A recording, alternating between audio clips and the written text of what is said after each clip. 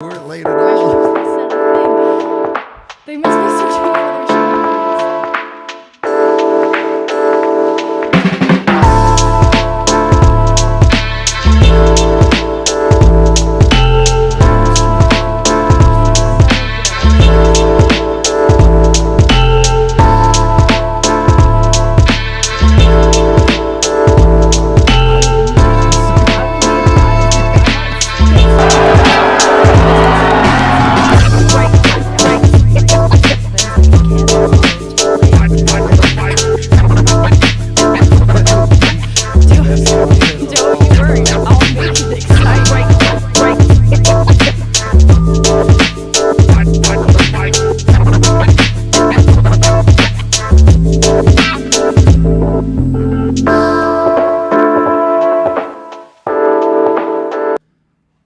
Into the DNVR Avalanche podcast. We got Megan, Rudo, and AJ coming to you live today from Studios B and C.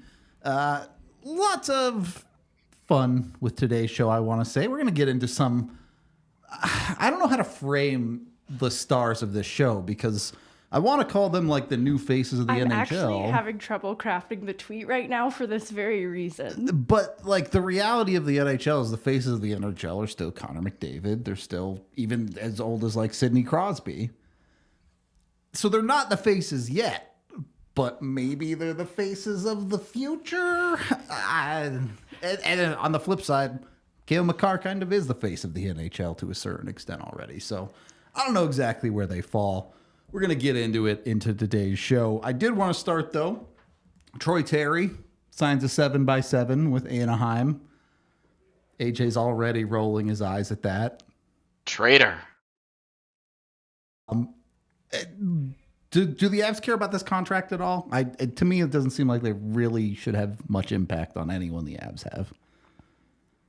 No, I think if it was more comparable, like if there was a player in a Troy Terry position, we would be looking at that more closely. But they've got their wingers that they need to locked in for now. Yep.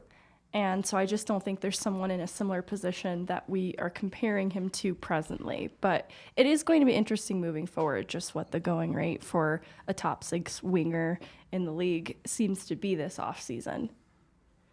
Yeah, the Avs don't really have anyone in that convert. Maybe a world where Oscar Olausen breaks out and in 3 or 4 years you're talking about a contract like this, but obviously Nichushkin's locked up for the foreseeable future. Lehkonen is locked up pretty well and isn't going to demand quite that level of payment. And maybe a world where they try and keep Jonathan Drouin if he has a huge breakout this year or something. I don't know. I'm trying to find a comparable in the Avs, and I just don't see one. So, yeah.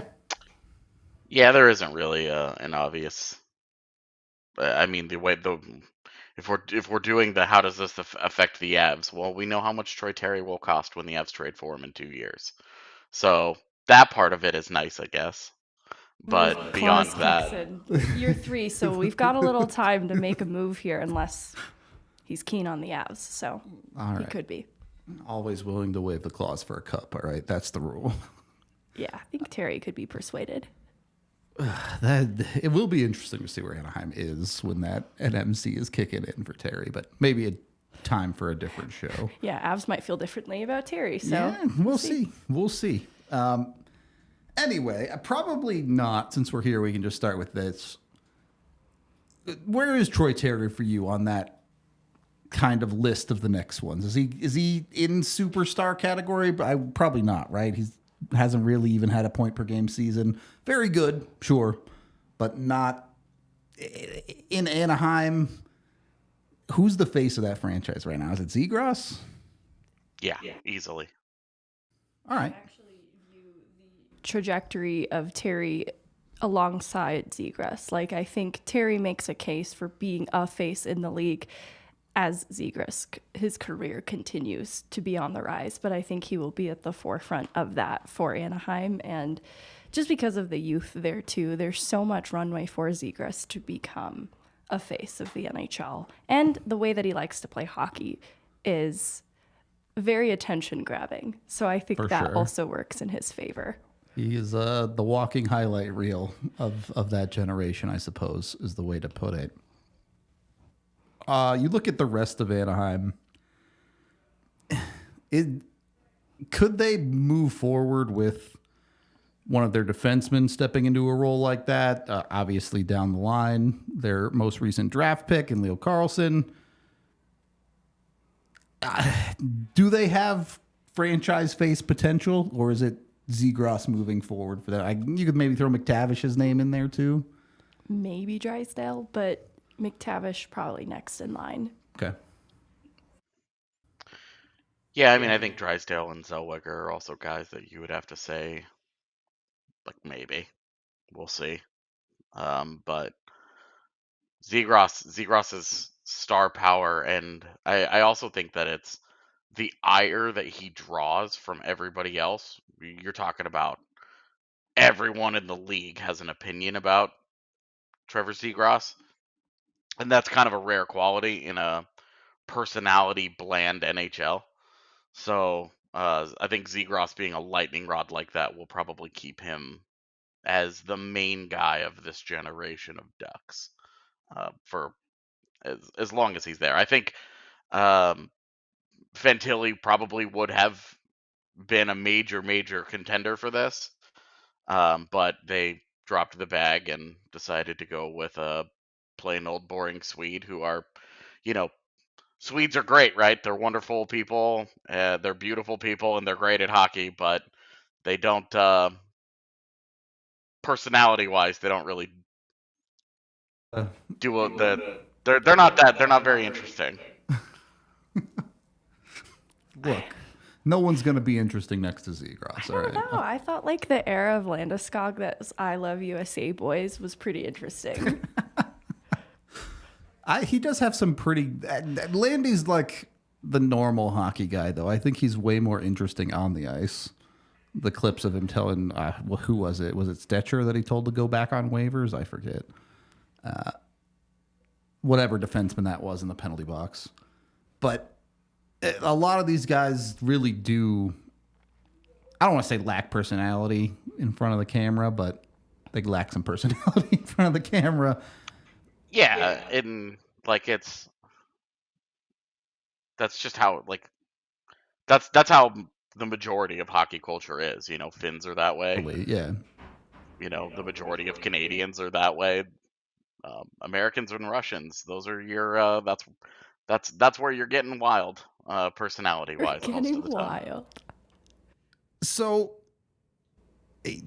I didn't know we were going to get into this conversation, but since we're here with the Zegras conversation, how important is it for the NHL to have faces that do have some of that, particularly after an era of, or still in an era, to be honest with you, of Connor McDavid, hockey media robot who has never said anything interesting in his life on camera.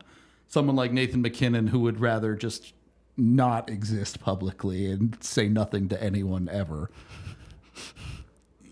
Can this next generation of stars, or whatever you want, is there going to be an expectation of them having a little bit more personality in the media, or is this just a Zegras thing? I think there's a hope, but the expectation isn't there just because of how this has trended. And honestly, with, I think, better education around media training, especially with these guys getting it younger and younger, I think that is going to continue to, I don't want to say strip them of some personality moving forward, but I think they're going to proceed with so much more caution that Zegras might still be a bit of an outlier. But the hope for the marketability of the league is that players do lean into their personalities unashamedly. But I'm just not counting on it. I won't hold my breath. I'm not counting on it either. Yeah, I think when the news today about McDavid's agent joining the Oilers in a front office capacity, and you saw the shift of some of the responsibilities in his team for like endorsements. It got me thinking, like, how many endorsements does that guy actually have? Because as much name ID as a guy like Connor McDavid would have in the NHL, him showing up and doing a commercial or advertising your product is kind of like, is that the guy we want, or would we rather go with Jack Hughes? You know, a young guy who's got a very loud personality and it will put himself out there and carries himself with you know the, a very high level of confidence. So I do think Zegras is one of those guys. I think Jack Hughes is one of those guys. But like a guy like McDavid, I think it hurts the league that McDavid is as just kind of bland as he really as he is. So I think this is, to Brad's comment here, it's playing into a market that they pretty much already have completely dominated in Canada, right? You put McDavid on any Canadian commercial, the recognition's always going to be there. Everyone in Canada is going to know he's the best player in hockey. Very straightforward stuff. You get that into the US, and a lot of people are going to know who McDavid is if you follow hockey. If you don't follow hockey, they're going to go, who the hell is that? And as you were alluding to, both of you, the personality will land a lot better in the US, I think, when you have a more outspoken hockey player. So I would agree. I don't know about Hughes necessarily. I do think he has some personality, but nowhere close to like Zegras levels. It's interesting too, because I think it was Radko Gudas who was on a show recently talking about Canadian media and like how this influenced decisions that he made with where he wanted to be, and it drew a lot of feedback. And it makes me wonder too, like looking at some of the current faces of the league, McDavid, Matthews being in Canadian markets, and then looking at a Zegras who's in Anaheim. Yeah. I wonder if even the media coverage of a team influences how much a player shows their personality and a comfortability to do so, and if there's any marriage that could be between these two things that makes a player feel more comfortable to be themselves, but isn't, like, because you don't want to ask media to not weigh in on a player or their performance altogether. But I do wonder if these things are influencing one another. It is another one of those situations where I do think hockey feels a little bit stuck in its own world. You will see a lot of these players go on podcasts like, Puck Soup or whatever, where they are a little bit more open or they show their personality off a little bit more. But again, these are all in situations that don't really expand outside of the hockey circles themselves.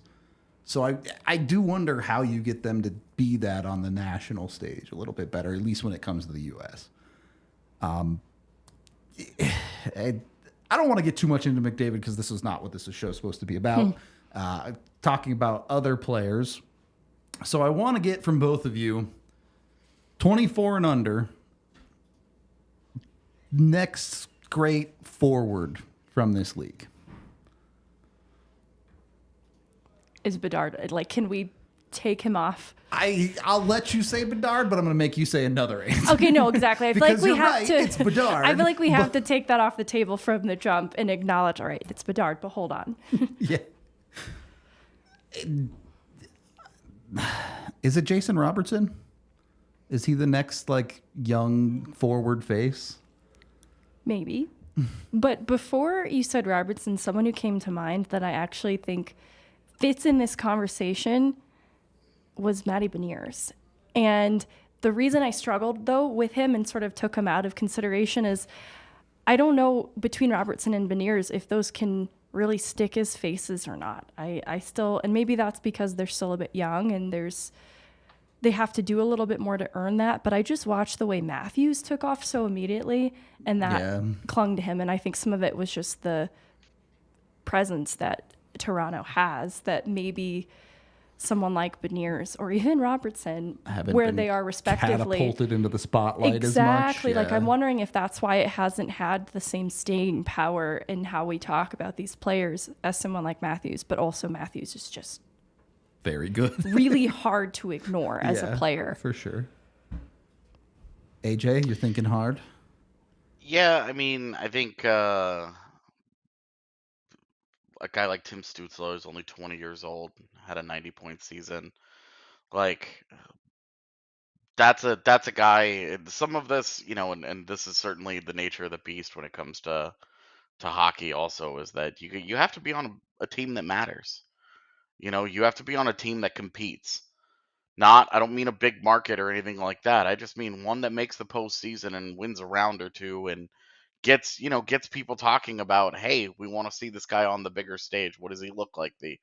You know, uh, that's kind of been Jack Hughes.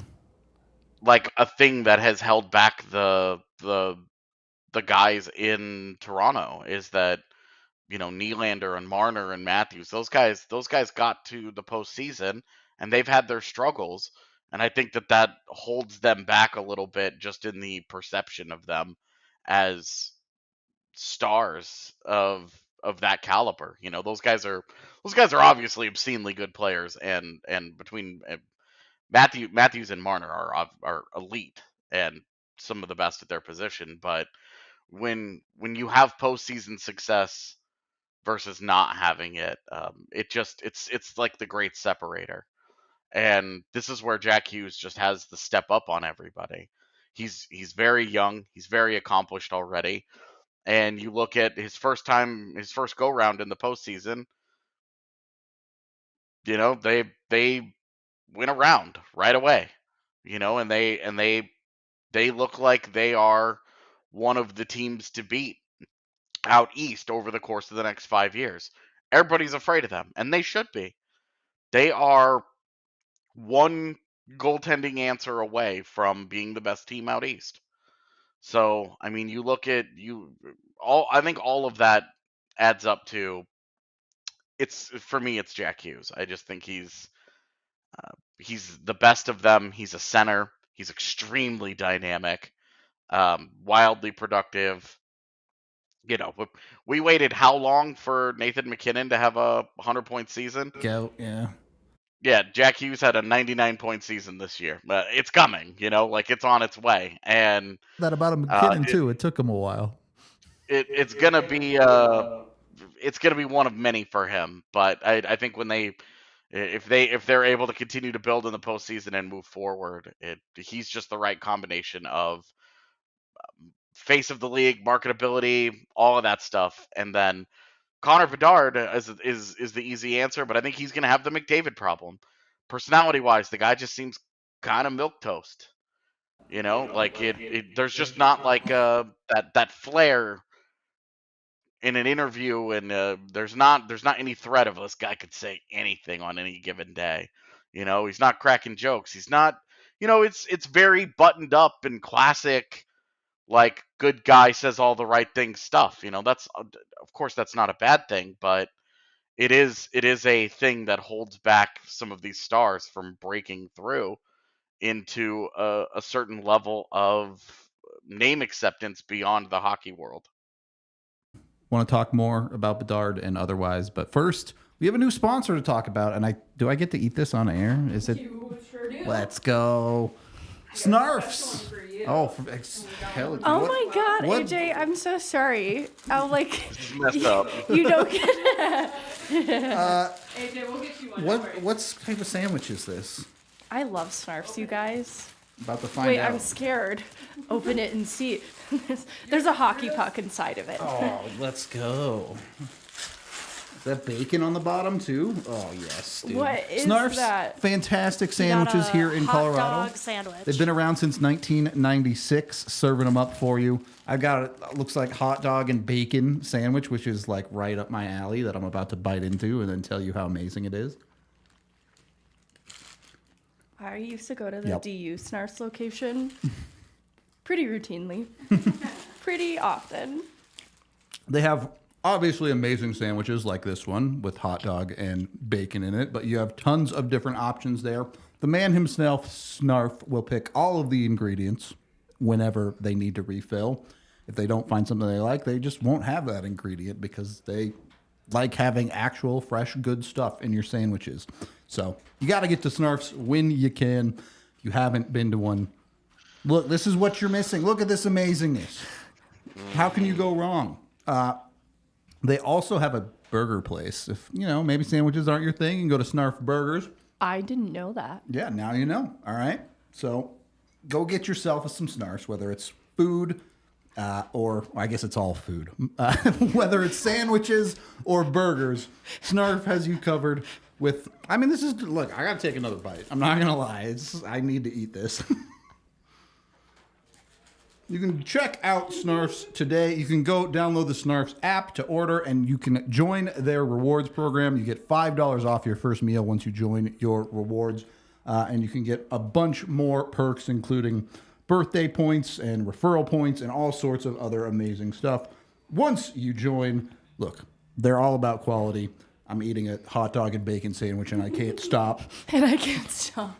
And there's not a lot of places that can turn a hot dog sandwich into something quality. That's all I'm saying. Snarfs does a great job of it.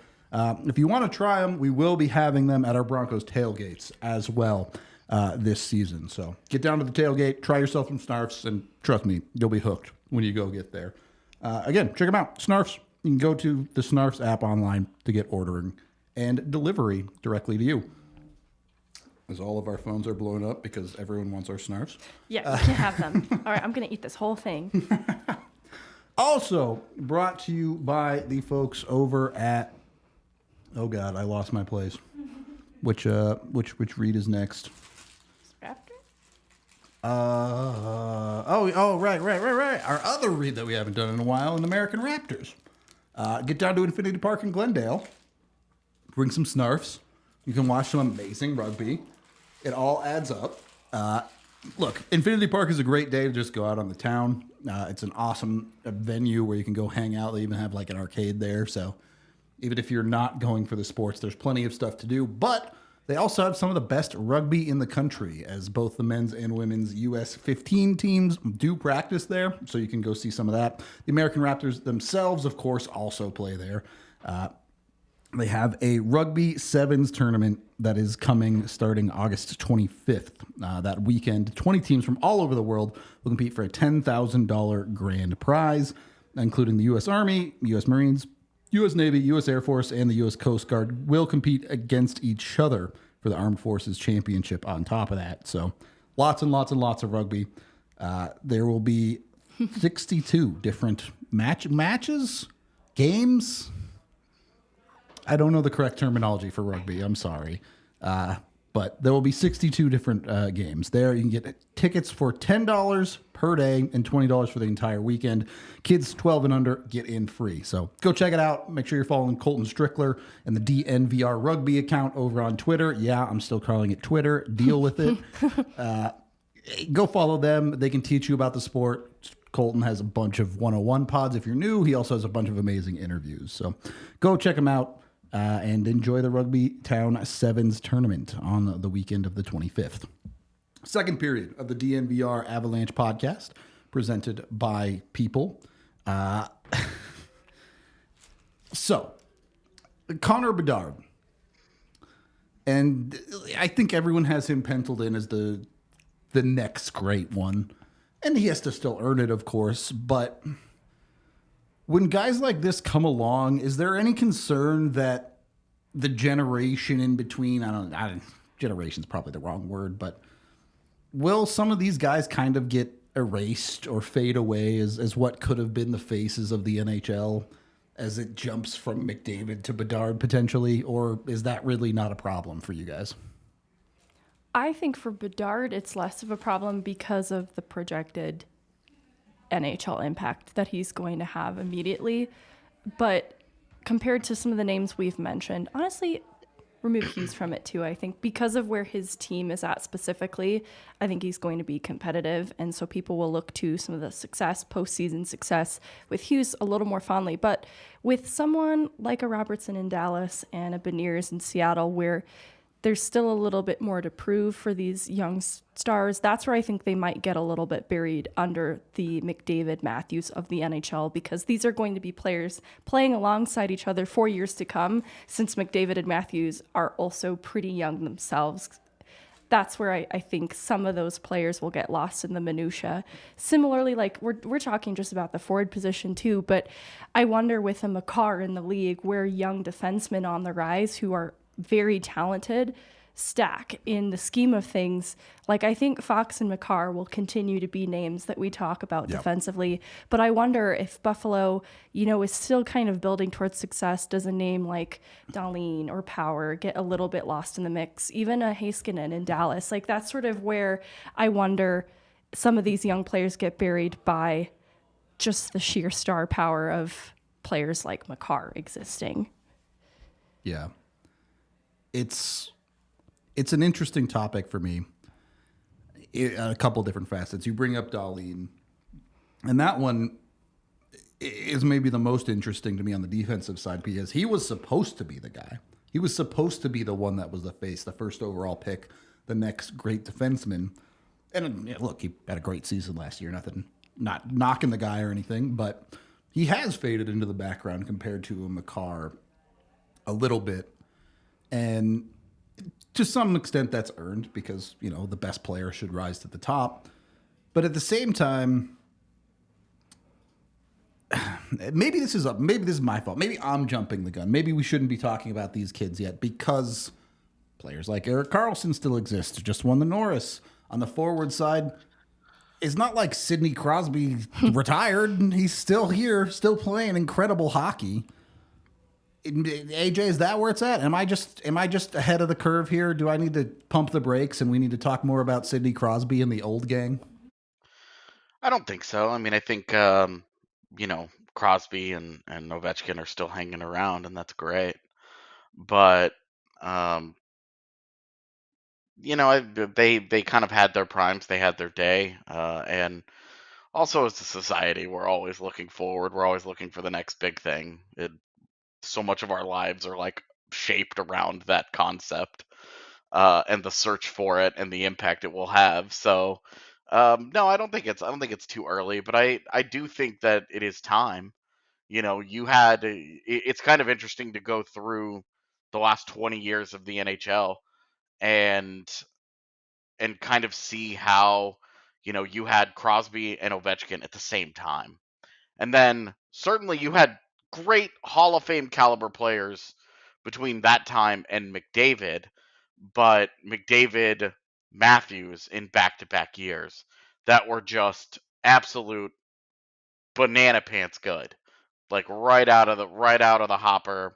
Those guys are insane and they're going to be defining players of that generation. And then now you've got Bedard, and then we'll see about next year's draft class, which of course, at this time of year, it's always very easy to go.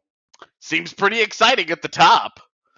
But I don't think it's too early. I mean, those guys have aged very well. We're seeing more and more athletes across all sports continue to be contributors deep into their 30s.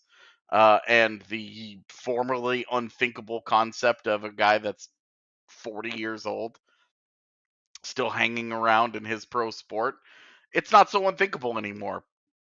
Every sport kind of has had one of those guys in recent years.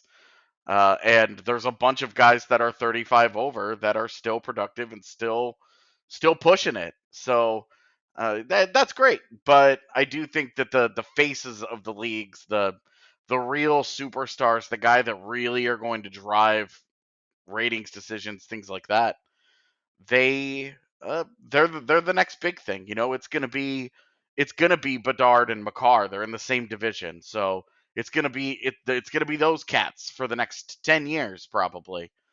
And then whoever comes next, we'll see. But I think that it's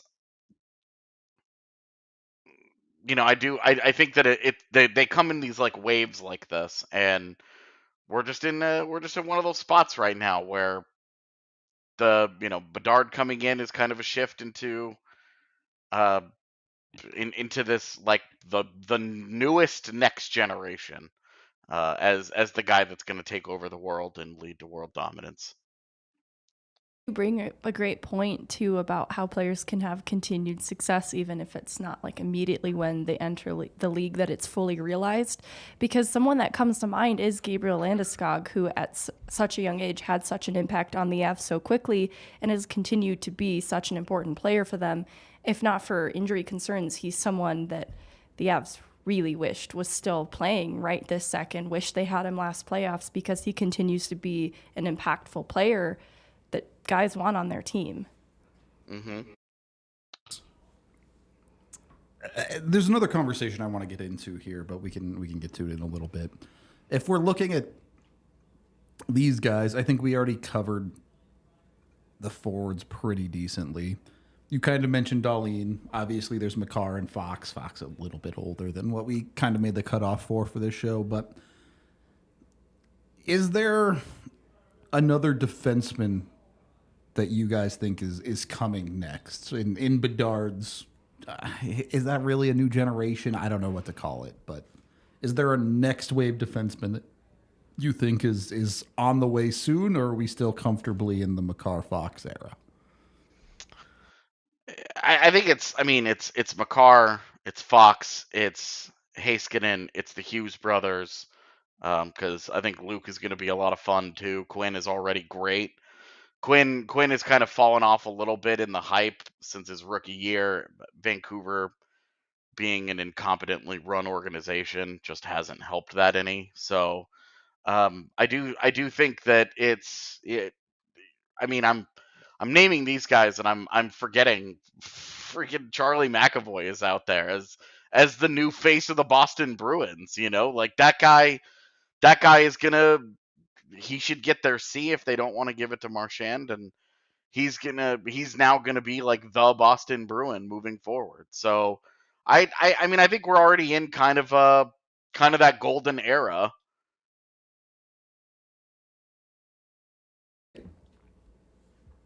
Sorry. Accidentally muted my mic.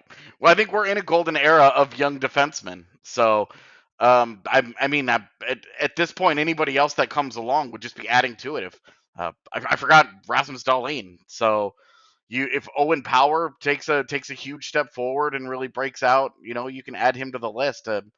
I think it's a cool time for people like me who appreciate defensemen more than forwards, because I think that the star power on defense is better than it is at center, and I don't think I don't think it's very common for that to happen. Normally, you can go down a list of 10 centers, and you would be like, yeah, I like those guys over the top 10 defensemen in the league. But this is such an amazing era for young defensemen that I think that's where where the real star power is going to come from. Fair enough. I think someone just above the age cutoff too, that's in between the Erik Karlssons and the Roman Josis, is Vince Dunn, who has a little bit to prove, has a contract to live up to now in Seattle, but he's going to be the guy there for a while to come, and he can, especially because the trajectory for a defenseman can be a little bit older when they start to hit their stride and peak, and Makar is just not human. That's where I think Dunn has some potential to also be a name that we talk about a lot at that position. Well, and I think you get into an interesting conversation there, having also talked about Matty Beniers, is you run into a lot of these teams where it's like, hey, we have this guy on defense, we have this guy on forward. Who's going to be the superstar on the team? Which one is going to step up and become the face of the franchise type player, as opposed to just a guy who's really, really good on this hockey team? And it does take a little bit of that. I know we've talked a lot about McKinnon's breakout and how it was happening regardless of the Duchesne trade. But from a media perspective, it does look a lot like the Duchesne trade opened the pathway for McKinnon to become the true superstar, face of the franchise type player in Colorado. Now, he's competing and arguably losing that spot to Cale Makar, but you get my point. The other thing I wanted to talk about, and I think I'm trying to think of someone other than Jake Ottinger on the goalie side that is really someone people consider the next goalie. And there's like, it's weird because there's a lot of list of guys who are like, they're coming. When is Spencer Knight going to be healthy and get his chance? Askarov in Nashville. A handful of other guys around the league that could be the next goalie, but is anyone even close to Ottinger at this point of that next guy? Obviously, you still have Vasilevsky in the league. You have Sorokin, Shesterkin playing unbelievably good hockey. But again, looking on the younger side, is there anyone on your guys' lists? I'm looking up how old he is. Gotta check I the think age. for this position too, that's what makes it challenging is goalies hit their stride even later. Yeah, and for sure. It's hard to project for some of the young players like the Askarov, the Dustin Wolfs, the Lucas Dostals, because they haven't gotten the NHL experience the same way that Ottinger has at such a young age. That you're right, I don't know that there's really a fair comparable on the way in terms of having gotten those NHL reps as soon as Ottinger did because he earned it, because he was just that good. I'm trying to think. Yeah, it's for me. It's Spencer Knight and Devin Levi in Buffalo, because I think Levi is going to be like they're pinning all of their hopes on a very well built roster on Levi living up to the hype and helping them take that next step. The Devils would cut a bitch to have Devin Levi in their net for the foreseeable future, and to just have that caliber of player. And Out of so the I think Kira Spencer Schmid Knight, truther, AJ? no. So I think obviously Spencer Knight just had a disaster of a season and a totally lost year, but Spencer Knight's like 21, and he's already shown pretty well at the NHL level. So I think in terms of pushing Jake Ottinger, um, he's that guy. Another one that you might wonder about, Jeremy Swayman in Boston. He's only 23. Oh, there you go. So All right. Before we do move on here, I just clearly enjoying my snarfs a lot. But maybe sandwiches aren't your thing. More of a burrito guy, go to Illegal Pete's. I love both. Look, right? You can't go wrong. Any type of food, we've got you covered here at DNVR. We need we need to get like some Donair sponsorship too, and then we'll really have Canada covered. But here in Colorado, we got Illegal Pete's, 11 different locations that you can go to and get amazing fresh ingredients in your burrito. They also have a great happy hour from 3 to 8 p.m. every single day, so you can check that out as AJ's giggling about something over there. He'll keep it to himself, I guess. Just a couple blocks from the DNVR bar. Illegal Pete's a great place to go pregame here, which we will still be having watch-alongs for the U.S. Women's National. Actually, I don't know that we'll watch along the one at 3 a.m. coming up. Probably not. But if they get past that round, we'll have some watch-alongs of the U.S. Women's National Team. And, of course, all the other sports going on around the world as Broncos stuff starts to pick back up again. So go check them out. Illegal Pete's, great place to get both margaritas and burritos. I didn't mention the margaritas. You got to check them out to get the good stuff. And last, well, I guess technically not last, but last in this break, brought to you by the folks over at Shady Rays. You can get yours, which you might actually need this week. It's been pretty sunny. The rain hasn't come until the evenings. Yeah, no, absolutely. You've been okay. You've been able to get some sun out there. You can go to shadyrays.com. Use code DNVR when you order. You get 2 pairs or more. You get 50% off your entire purchase. So go check them out. They have dozens of amazing designs, all sorts of different polarizations. Something for everybody when it comes to sunglasses. Don't be a dumb kid like me and think, I don't need sunglasses. I'm a kid that can see. It'll be fine. And then I had to get LASIK. So don't do that. Protect your eyes from the evil sun. From the evil Confirmed. Go to shadyrays.com to order today, or if you're local, they have a brick and mortar in the Park Meadows Mall, and be sure you use that DNVR code when you do. Third period of the DNVR Avalanche podcast. It's interesting because obviously there is a lot of projection going on here on who the next guy is going to be, as whether it be the face of the NHL or the face of a franchise or even just a very good player, because you never know. Connor Bedard could be a flop. I don't think so. It'd be pretty surprising to a lot of people if he was, but it's possible. You end up in this situation where I guess the question I want to ask is, At what point are you putting too much pressure on these kids to be that guy, to be the next great hockey player? Is there a limit, or is this just come with the territory? That's life, baby. No limit for AJ. Nope. Yeah, I'm trying to think because I think, and it's not to say, and, that's the way it is and it shouldn't change at all, but it is the way it has been for players drafted first overall. For sure. For a while. And the only hope is that with that pressure, if there is any concern alongside it, they're given the tools and resources necessary to help manage it. And I think there's been a greater emphasis in breaking a stigma surrounding having sports psychologists available to their players. So I actually think it might be better for a Bedard to be Bedard in 2023 moving forward than maybe what other players before him had. Definitely. On the mental side, not that it can't get better, but resources have never been as good as they are today. Exactly. So I do think that is important. What is the magic bullet that gets NHL players to show more emotion and or character and or excitement? How I think do you it's money.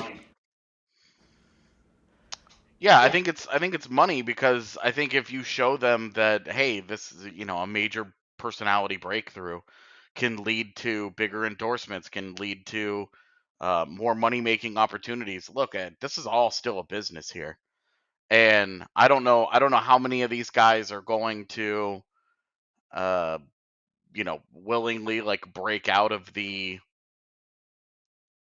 stereotypical hockey guy ethos of team first, don't make waves, blah blah blah blah blah. But I also think that if a guy goes out there and throws his personality out there, and maybe not in such an abrasive way as Trevor Zegras has done, but maybe a guy that's a little more, instead of a guy with a kind of an FU attitude, it's more of just like a happy-go-lucky, just like a fun dude. And I think this is part of why Cale Makar is as popular as he is. Because as a personality, he's not a big personality by any means, but he's the most wholesome adult on the fucking planet.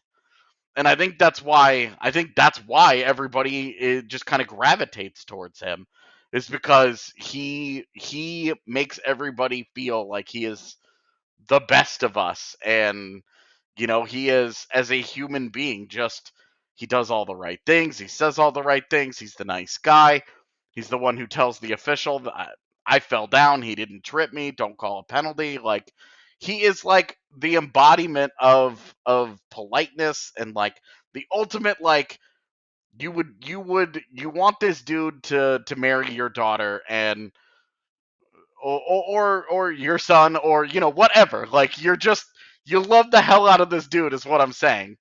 And I think a guy like that, putting that personality out there, and just being kind of a fun loving type of guy, instead of you know double middle fingers to the entire world the way that Zegras goes about himself.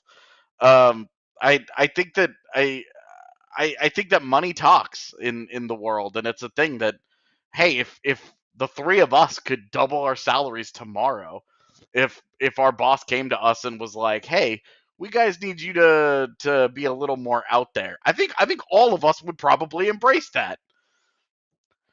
So I think I just think that's where uh I think that's where that's the prime motivation for all people in the world, is cash. Cash is the thing that just drives so much of it, that if you want to get more personality out of guys, it show them a little bit of that money, though. So I think that's where I would go. A proposal. Okay. It is a buddy system. I don't know if you've heard of like golden retriever energy alongside black cat energy, but I feel like what they need to do is market two players together at any given time, because the most we've seen out of JT Compher's personality is when he was alongside Tyson Jost. True. And I can only imagine that Byram, with the personality he already has alongside Cale Makar, would be so marketable. I would love to see that dynamic realized together. I'm even thinking back to the Forsberg Sakic photo shoot in Western apparel. Yep. And I think the secret that we've been missing, put McDavid and Draisaitl aside for a second, because I don't think that dynamic has worked to market those two together specifically. But if they just make players work in a buddy system, I think that they could market them better. I think they'd feel a little bit more comfortable. Yeah.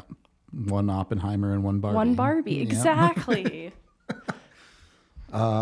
Who's the best Barbie? Is it Burakovsky? It might be He does Burakovsky. have Barbie He's got energy. big Barbie energy. Someone actually made, I think the NHL someone made a graphic and they had Rantanen and McKinnon, but they made them both Oppenheimer. And I actually think Rantanen has Barbie energy. Rantanen is not Oppenheimer for sure. He's definitely Barbie. Thank you. I agree. I was like, whoa, this is actually so incorrect. Okay. I do like some of that, in part because I need a hockey version of Homeward Bound if we've got golden retrievers and black cats. But it's interesting because I do think you need individual characters to some extent as well at the end of the day. It's true. And part of this, people aren't going to like this, but people like Evander Kane that create drama will bring more people into the sport. And obviously, some of the things that Evander Kane has allegedly done is not good in any stretch of the imagination, but he certainly plays a character in front of the media. And a lot of people... I disagree, man. I'm not saying it's a good thing, but I'm saying it's the reality of people like him, people like Antonio Brown. People eat that stuff up. And it might not be for the best, but it will get more eyes on your product. I'm sorry, I'm laughing because I'm trying to think of a different example to drive home a similar point because I'm with AJ. I'm not sure I love Evander Kane as the example there. How about a tamer version of Brad Marchand then? I can get way more on board with Brad Marchand. Or like Yeah. Kachuk, or like Kachuk's an even interesting Tom one. Wilson, maybe. Wilson's, yeah, he's... Although he's a little predatory in his hits, but along those same lines, very unlikable, I would say. NHL needs villains. I think Megan's right in that you need to do this with a partner because we saw the way that the NHL marketed Crosby and Ovechkin against each other for a really long time. The way that they have tried to market McDavid against McKinnon against each other.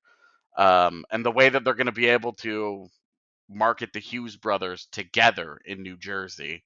But I do think you need a little bit of I think you need to give people a hero, and I think you need to give them a villain. And I don't think that Evander Kane drives attention that you want towards your league. I think that like you want like you're talking about drama attracts attention, and it absolutely does.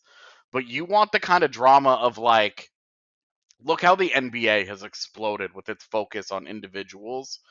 You want to focus on the drama in between the players. You want to try and keep it within the game, right? You want to keep it you want to keep it within the lines here of organizations, things like that. You don't want it to be Evander Kane is not going to be people aren't going to be like, "Oh, Evander Kane has been accused of a litany of shit." True or not, he's been in the news for all of the wrong reasons. That's not driving the kind of attention you want towards your league. You want, Sean Payton shitting on Nathaniel Hackett's coaching job is exactly the kind of thing that you want. Like, that's within the scope of the game.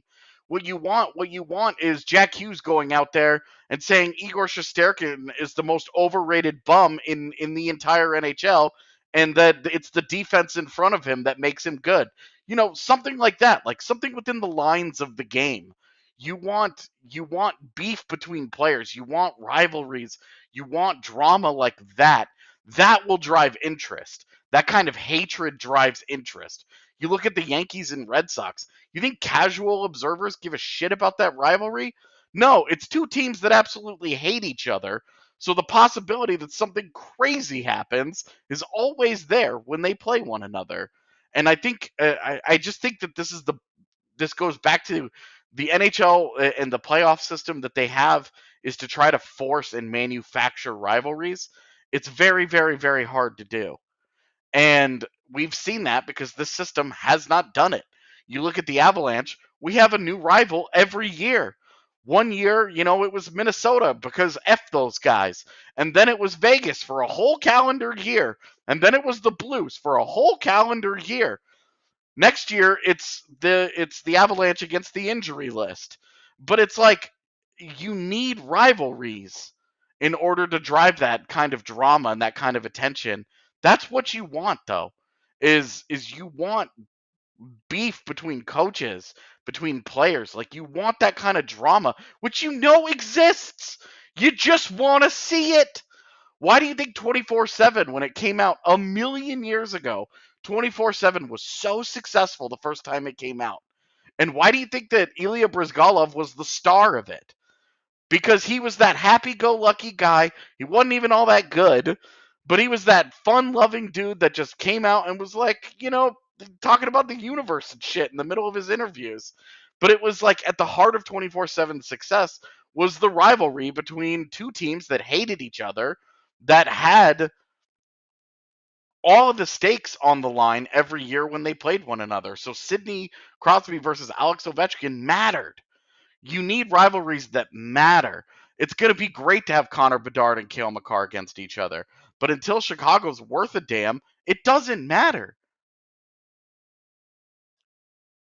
I think there are some good points in there that I don't have any argument with. One last thing I wanted to touch on here. Hockey is a very global game. Obviously, we've seen the pushes into Europe, especially in recent times. The Avs went to Finland last season. They have plenty of other global series stuff planned. Coyotes are going to Australia this year, I believe. It's preseason, but still, they're going. Is moving into Europe something that the NHL can mine by doing this, or should the NHL be focusing more on continuing to grow their market in the U.S.? I just look at this like the scheduling nightmare it would It's pose, yeah. and the opportunity that still remains in the U.S. market that I don't have a lot of trust for them to even try globally at this point, because they haven't maximized the U.S. market to a degree that I think is possible. So that would be why I'm in favor of them trying to focus on growing the game here, because there are obviously hotspots for hockey that exist in the United States, but there are plenty of places where there's room for it to grow. I look at the expansion team like Seattle getting Coachella Valley and seeing Coachella Valley selling lots of tickets for their games, great turnout, great first season, and that's where I just know that there's still a lot of untapped potential in the U.S. markets that I want them to fully realize first. And honestly, just like within Canada and U.S., there's a lot that they can still be doing to grow the game. Definitely. On that note, we are brought to you by FOCO. You can get your, hockey, you can get all sports merch really delivered to you from FOCO.com. If you go over there today, they have amazing bobbleheads. Including Avalanche ones and Nuggets championship ones, all sorts of amazing stuff. Not just Colorado, but every team in the country, basically. They have licensed apparel. If you want to get shirts and jerseys and hats and all sorts of amazing stuff, you can do so at FOCO.com with code DNVR to get 10% off and free shipping. So go check them out today. Get whatever suits your fancy, whether it's bobbleheads or hoodies or whatever amazing other stuff they make, because they always have something cool over at FOCO. Go check them out. And then, I don't think you can sue an NHL team. Wow, you could try to sue an NHL team for mental anguish, probably. But maybe target something better. If you've perhaps been injured in some way and it's not your fault, that's where Bacchus and Shanker comes in. You can call 222-2222 today or go to coloradolaw.net. I don't know. Look, they'll give you a free consultation if you want to sue an NHL team for mental anguish. I don't know if they'll take your case on that one. Might be a tough sell. But if they think you have a case, they will take it on for completely free. You pay nothing until you win your case. They don't get paid until you get paid. They've done a lot of getting people paid also, by the way. Won over $1 billion for their clients over the last 25 years. They're very, very, very good at what they do. Go check them out. Again, you guys don't have to pay anything until you win. Call the 2 number. Go to coloradolaw.net. Get Bacchus and Shanker on your side today, whether it's a car accident, you've been injured at work, any situation where you just want to get what you deserve, Bacchus and Shanker have got you covered. Okay. I think that just about wraps it up. Megan has some distillery drinking to go do, I guess. So, any final thoughts on faces of the NHL? Anything else you guys want to add? No? I'm good. Could a coach be a face of the NHL? Boy, that'd be tough. It would be really tough. I think 2 coaches could, if they hated each other openly. Like, I think that's what it would require. And them going against each other in the Stanley Cup a couple of times, or conference finals a couple of times. I think those would be the things that it would require. I'd like to put my formal request to the NHL for the plot. There you go. Yeah, I would love to see Jared Bednar bench press Craig Berube. I think that would be incredible. I'm here for this, all right? For every playoff series, you have to have a wrestling match between the coaches or something, all right? Really get the rivalries going. Instead of Game 7 overtime, that's what happens. Yeah. The coaches meet at center ice and wrestle. Rod Brindamore is like, it's finally my time. I was voted best looking, and Bednar says I was cheated. I am Ken. Anyway, we're going to get out of here. We appreciate all y'all hanging out with us. We should have a fun show of some kind planned for Friday. We're into August now, so who knows what you're going to get on a Friday show. We'll just have to wait and see. But we appreciate all y'all hanging out with us, and we will talk to you tomorrow.